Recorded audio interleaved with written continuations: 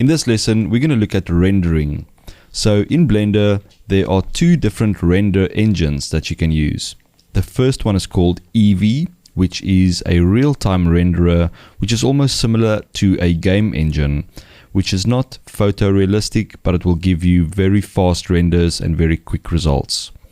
Secondly, there's the cycles render, which is the photorealistic render in Blender, which is a lot slower than Eevee, but it's going to give you photorealistic renders. So before we start rendering, let's just add a material to the floor and make our scene a little bit better. So I'm going to click on the floor, and first of all we need to apply the scale, because if I press the N menu, you will see under the item tab that our scale is not 111. So with the floor selected, press Ctrl A and then select scale. So now you can see the scale is 111, and that's what we want. So with the floor selected, we can click on the shading tab here at the top to go into the shading workspace, and let's give it a nice material. So I'm going to click on new to create a new material, and let's just give this material a name. I'm going to call it floor.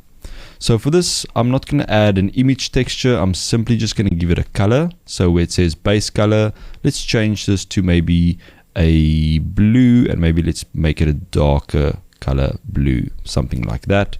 So let's decrease the roughness so it's a little bit more reflective. If we go all the way to 0, you will see that it's reflecting our HDRI image very nicely. So I'm going to bring it up maybe to around 0.2, so we have a little bit of reflections, but not too much. We can also play with the metallic value to make it more like a metallic looking floor, like that. But I think for now, let's leave metallic on 0. Okay, so that's a very basic material for our floor, but that should work fine. So let's go back to the layout workspace and let's look through the camera. So I'm going to click on the little camera icon to look through the camera. And now I want to just adjust the floor so our scene looks a bit better. So I'm going to click on the floor and I'm going to rotate it on the Z axis. So press R and then Z, and I'm going to rotate it so it's kind of looking away from the camera. And now I'm going to scale it up again, so it's kind of just filling our camera view. So press S to scale and just scale it up until it's kind of filling the whole camera view. Now we need to reset or apply the scale again, because if we look at the scale, it's now 2.078. So I'm just going to press Ctrl A and just apply the scale again. Now what I want to do is I want to just create a little bit of an infinity wall here at the back, so we don't see this transparent part of the scene. So let's move out of the camera, and I'm going to select the plane, go into edit mode by pressing tab, and then I'm going to press 2 to go into edge select mode. And I'm going to select this back edge of the floor. So if we look through the camera, we are selecting that edge right there at the back. With that edge selected, we're going to extrude it up. So I'm going to press E to extrude, and then I'm going to press Z to extrude it on the Z axis only. So I'm going to move it up all the way to about there. So now if we look through the camera, you can see now that we have that kind of wall at the back. But I don't want to see this hard line right there. So I want to smooth out that line. And an easy way to do that is just to add a bevel. So with that line selected or that edge selected, press Ctrl B to bevel. Just pull it out a bit, maybe like that. And then increase the segments here on this pop-up menu to maybe something like 24 to get a nice smooth bevel. Now press tab again to go back to object mode, and I can still see these lines on the floor area on this bevel. So we want to set this to shade smooth. So right click and simply select shade smooth. Now you can see it's nice and smooth, and if we look through the camera, you can see we have this nice smooth back wall. So maybe we can bring the reflectivity of the floor a bit down. So I'm going to go back to the shading tab with the floor selected, and let's look through the camera in the shading view. And now we can adjust this roughness value until we get something that looks a bit nicer, because with the reflections it's quite harsh. So I'm going to bring this up to around 0.5. And you can see that's looking pretty nice. So let's go back to the layout workspace. Maybe let's increase the intensity of our spotlight. So select the spotlight, go to the light properties, and maybe increase this power to around 1000. Maybe even 5000 to have a nice bright spotlight. Maybe not that bright. Let's set it to 3000. You can play around with it until you're happy with the way it looks. So save your project now and let's have a look at the render options. So first of all, the render properties is this little camera icon here on the side. So if you click on this, you will get all your render settings right here. At the top, you'll see the render engine, Eevee, or cycles. We're not going to bother with Workbench for now. So just focus on Eevee and cycles. Also make sure that you're on the render preview here on the side corner so that we actually see the changes that we're making to the render settings. So let's first look at the Eevee render engine. I'm not going to go through all the settings because there's just way too many. So I'm just going to go over the basics. So first of all, you get your sampling. Your sampling is basically the quality of your render. So you get a render sampling parameter as well as a viewport sampling parameter. So the viewport samples will only be affecting the viewport, what you see in the viewport. It's not going to affect your final render. That's what this number is for, your render samples. So 64 is kind of okay, but usually you want to increase this to around 128 or maybe 256 even to get a nice clean render. For the viewport, this can be anything. If I bring this down to like 1, you'll see that our shadows will look very bad and it will be nice and smooth if we move around, but the quality won't be that great in the viewport. But if we render this, we'll get a sample count of 128, which will be a lot better, so it will look better. But I'm going to increase the viewport samples to around 32, so we get a little bit of a better view of how our final render is going to look like. Here we can also enable ambient occlusion. So if you tick this, you'll get that nice little contact shadows. We can also enable bloom. If you have any lights in the scene that's very bright and causes like a little bit of a glow, or if you have emission materials, that will just add that nice glow to your scene. We can also enable screen space reflections, and that will give us reflections that's it's not super realistic, but it's like a screen space reflection. And you can see it definitely increases the quality of our render a bit. You can kind of see the chair reflection below it. Yeah, you can definitely see it there. So that's just something that will make your Eevee renders a little bit better if you enable your screen space reflections. Let's see how it looks without it. So you can see there's no reflections, and if I enable this, you can see the chair is now reflecting. You can also enable things like motion blur if you're doing an animation render, and you can also change some of the shadow values here, but we're not going to go into that for now. Right at the bottom, you've got your color management. So let's just look through the camera again. And under color management, this is basically where you adjust the final image, the look of the final image. So currently this is set to filmic, which will give you a very flat looking image. But if we change this to standard, you'll see that our scene will change slightly. And then you can also play with the look. You can set it to high contrast, or you can change it to maybe like a medium contrast. Anything that you can play around and see what you like. You can also use curves to make some curves adjustments here. So I can go in here and I can create an S curve to create some contrast. So you can play around with that and see how that works. But I'm going to disable the curves for now. And I'm going to set this back to filmic for now.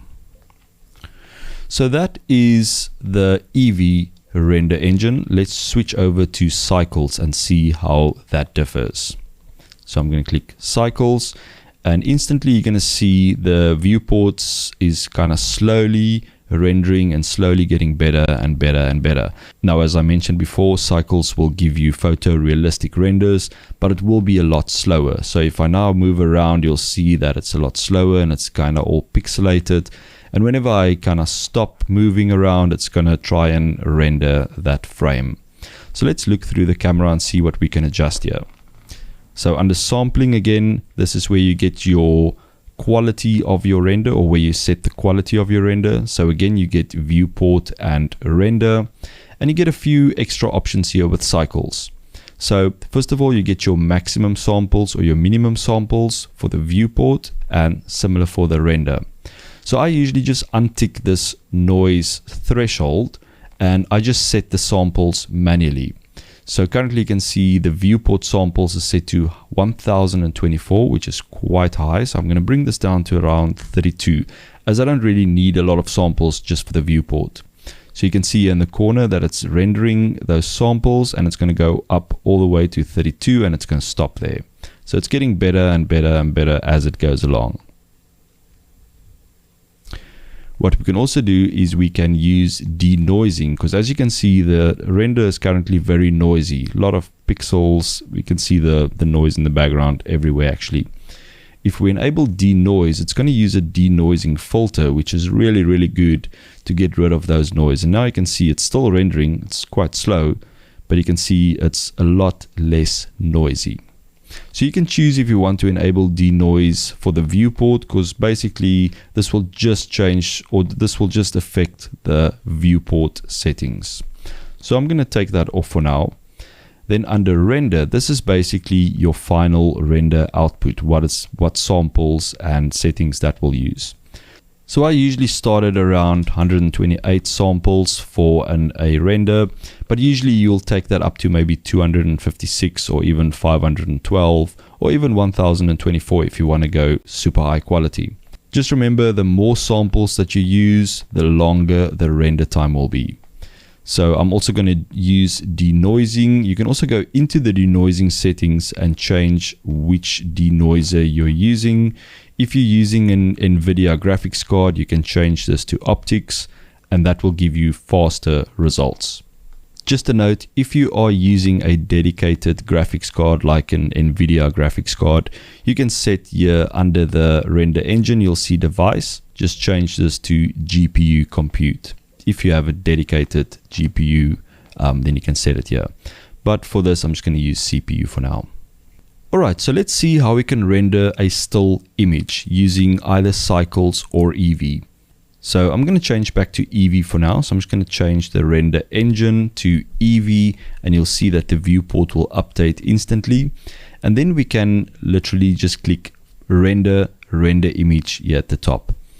And this will then load for a bit, and it's going to open the render workspace, and you will see your final render.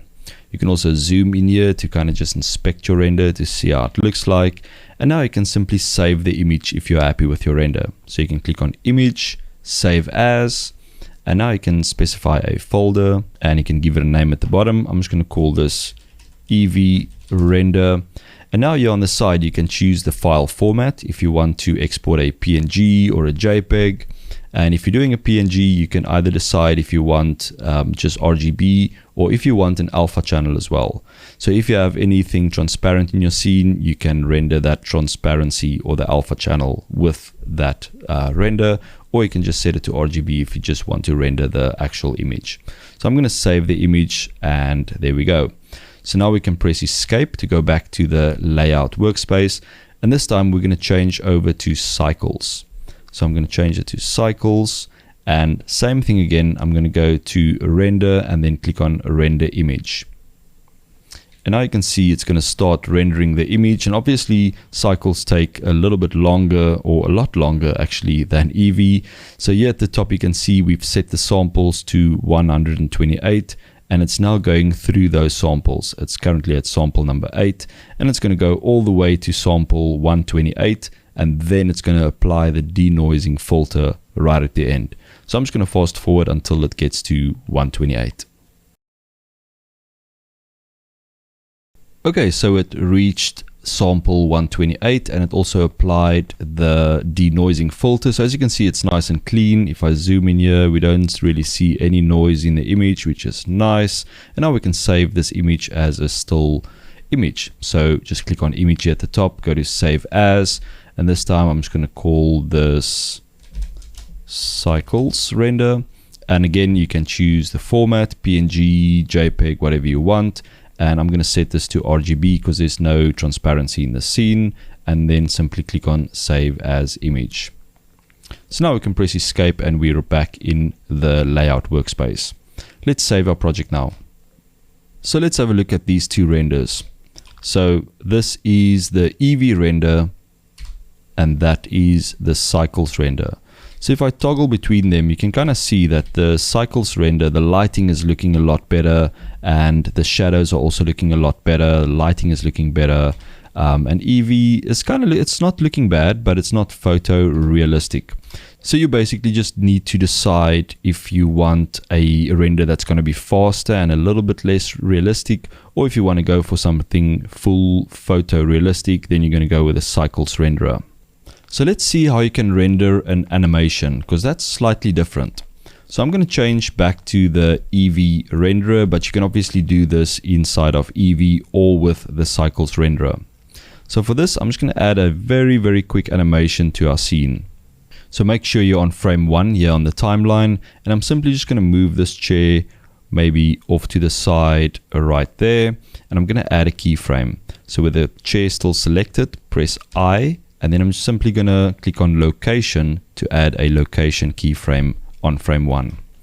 And now let's go to, let's say, frame 100 maybe, and let's move the chair back. So I'm going to press G and X and just kind of bring it back into the spotlight. And then I'm going to press I and select location to create a location keyframe right there. I want to make sure these keyframes are nice and smooth. So I'm going to select them both, right click, go to interpolation mode, and I'm going to set this to Bezier. So now if I play this back, you'll see that we have that slow movement, and then it's going to kind of come into the spotlight. And it's going to stop right there. So our animation is going from frame 0 to frame 100. So let's set our animation duration to 100 frames. Currently it's set to 250. So I'm just going to change this to 100. And now you can see we only have those frames. So if I go back to solid mode, so just so it's a little bit faster, if I play this back, you'll see that it's only going to loop frame 1 to frame 100. So let's say we want to render this animation out now. So first let's save our scene, and then we're going to go to this second icon underneath the render properties, which is the output properties. So output properties is where you can set the resolution of your render. So currently it's set to HD 1920 by 1080, and you can also change the aspect and your frame rate, etc. here. You can also set the frame start and the frame end right here as well. So we've done that already. So our animation is 100 frames. So you can set this up here as well. If you only want to render from, let's say, from frame 20, you can enter that here. Then where it says output, this is where you can choose a folder. So I'm going to click the little folder icon, and I'm just going to browse to a folder where I want to output this render. So give it a name. I'm going to call this animation or anything you like, and click accept. So now we can choose what format we want our animation to render as. So you can still render it as an image sequence, which is basically for each frame, it's going to render a still image. And that's very good if you're rendering long animations that take really long, or if you're going to do any compositing afterwards. Because if you render a video file like an MP4 or a MOV, let's say your render gets halfway and your computer crashes, then you're going to lose that whole render. But if you render an image sequence, then it's going to stop where the last image, or when the last image was rendered. So then you can always go back and you can resume that render if you have a crash. So yeah, best practice is always to render something like a PNG or maybe a TIFF or a JPEG sequence. But for this example, I'm going to show you how to render to an MP4 video as well. So to render an MP4, I'm going to change this file format from PNG, and I'm going to change it to FFmpeg video. Then I'm going to scroll down to encoding, and I'm going to expand encoding. And where it says container, I want to change this to MPEG-4. Then below that, we've got the codec settings. So you can change if you want to use a different codec. But for now, H.264 is 100% fine. Then you can also set the output quality. So I'm going to set this to high quality. And encoding speed, I'm going to leave on good for now. That should be fine. So once you're happy with all the render settings, I'm simply going to go to render. And then instead of clicking render image, I'm going to click on render animation. And that's going to take us into the render workspace, and you'll see that it's going to start rendering all the frames. So if you just keep an eye here on the top section, it says frame 5, and it will just go through all the frames and save them all into an MP4 container file. This might take a few minutes, so I'm just going to fast forward through this render process.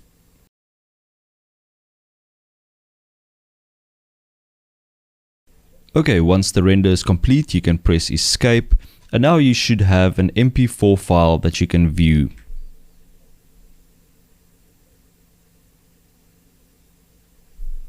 So yeah, you can see here's the animation that we rendered, and yeah, this was rendered with the Eevee render engine. So obviously you can choose if you want to render your animation using Cycles or Eevee. Yeah, play around and see what types of renders you can create. Obviously you can add some keyframes to your camera as well, so you can add a position keyframe, go to the end and maybe move your camera slightly and add a new keyframe there. Just play around, practice, and see what cool renders you can create. Please save your project now, and I will see you in the next lesson.